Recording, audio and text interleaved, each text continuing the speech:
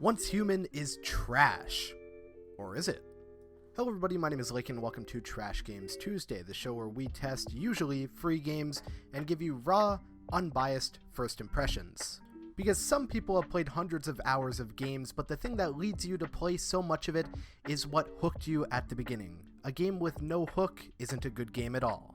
So let's evaluate Once Human's hook from about 3 to 4 hours of game time earlier this morning.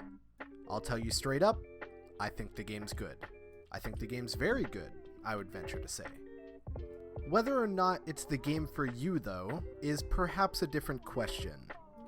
So I boot the game up. First things first, I'm very overjoyed to see that they have PvE servers because I'm a little bitch boy and I don't like fighting against other players. Just let me have a nice, peaceful gaming experience. So yes, it goes without saying that I won't be evaluating the PvP at all in this review, and in fact there's probably a lot of stuff I won't evaluate because I don't supplement any of my info with anything outside blah blah blah. Long story short, anything I saw in my 4 hours I will review, therefore there will be things I won't touch on, and that's okay. Maybe those things would change my opinion on the game, maybe they wouldn't, I guess we'll never know. I create my character, get in, and holy shit, is that Skibidi Toilet? Anyway, moving on. But oh, Jesus Christ, I can't just move on, can I? I'm gonna keep seeing these things as cameramen. Truly, the new generation is doomed.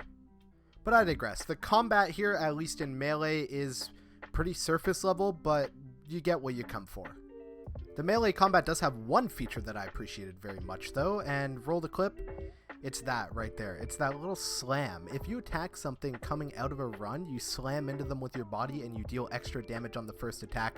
I love that. We need that in more games. And this game has a sort of unique gimmick. You've got these things. Honestly, it's been a few hours since I played. I forget what they called, but I think it started with a D.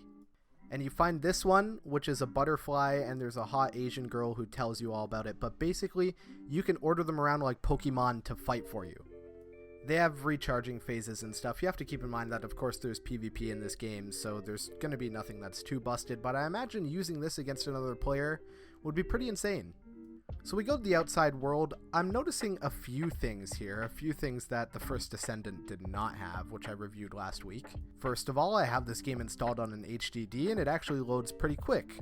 I'm aware SSDs are the modern standard, and it's generally accepted that you can expect slow loading times if you're putting your game on an HDD, but I don't believe it has to be that way. I believe in good optimization, and this game has that, which is very, very uncharacteristic for games of this genre, so color me extremely impressed. We load in quickly. Not only that, it runs well, didn't have to change the settings, and it's able to run the game on my computer while I'm recording it. I digress. We're out into the open world now. It's lovely. We glide in like it's a Fortnite match, land on the ground. First thing I'm going to do, of course, is check out the monetization. In any free game, the monetization is usually the make or break point. Now, I will say I took a much more thorough look through the monetization than I did through basically anything else in the game. From what I can tell, there is nothing here that's pay to win, but if that's not true, feel free to comment down below and enlighten me.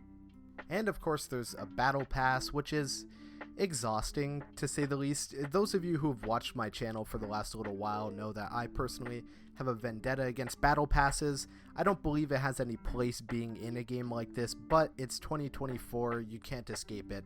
I'll accept this. At the very least, looking through the battle pass, it seems like they took care to only put useful items that would help you in game in the free pass, whereas all the stuff in the premium pass is purely cosmetic, therefore eliminating any potential pay to win factor. So bravo, devs. And so I went about living my peaceful life. I built a house, I went around, killed some monsters, looted some settlements, got some stuff. The gameplay loop here is very much exactly what you're expecting if you played anything like maybe Rust, Ark Survival Evolved, maybe more accurately DayZ. I think DayZ is a much more fair comparison here. Mainly because unlike Ark and Rust, DayZ is a game that pretty much everyone plays in third person. I don't even know if there is a first person mode in Once Human. I know you can do first person for like over the shoulder cam when you're shooting a gun, but other than that, I don't think there's actually a first person toggle. Now I will say this game's menus do have a lot going on. There's a lot of buttons to press. This is something I have long commented on in the past. It's something I called Chinese menu syndrome, or otherwise Asian menu syndrome. I gather, judging by the fact that basically every single character preset looks Asian, all of the characters in-game are Asian, this game is probably produced somewhere in Asia. And for some reason, Asian games tend to have extremely fucking confusing menus. There are some games that are much, much worse offenders than this one is, like First Descendant, Maple Story. You get it. Oh wait, those are 2 Nexon games. Well shit.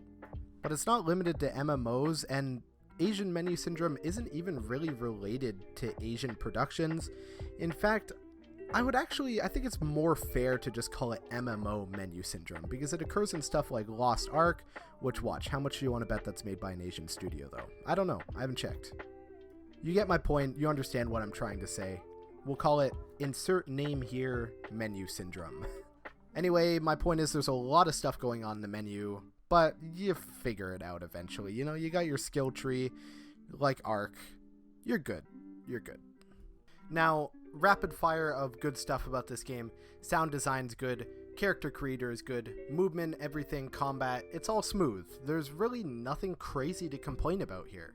The only thing you might complain about is that you don't like survival games, maybe also that it wipes every once in a while, which is kind of a pain. But honestly, I believe that this game is fairly solid in basically every category. It's a cool premise. The monsters are really cool in a way that, you know, in DayZ, it's just zombies. You're getting a lot more than that here. I mean, you can fight fucking Siren Head. You can fight the cameramen from Skibidi Toilet. But I digress. I don't like to keep these reviews too long. Like I said, this game is pretty good in every single category, but I don't really believe it excels in any other than maybe monster design. I think it's very safe to give this game an 8 out of 10. It has lots of room to go up, and it's already extremely good where it is right now. Now keep in mind this isn't IGN, where 8 basically means shit. 8 for me is a really good review. That's going to be all for Trash Games Tuesday on Once Human. If you enjoyed, make sure to hit that subscribe button, drop a comment down below, drop a like, all that good stuff. And I will see you all next time. Ciao.